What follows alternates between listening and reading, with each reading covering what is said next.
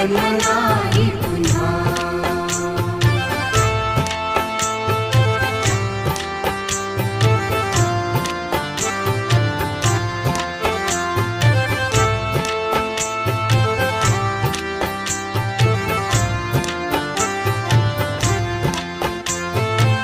हा जन्म आहे सद्गुरु कृपेचा, हा जन्म आहे सद्गुरु कृपेचा, हा जन्म आहे सद्गुरु कृपेचा। हरि ओम स्वामी समर्थ म्हणा,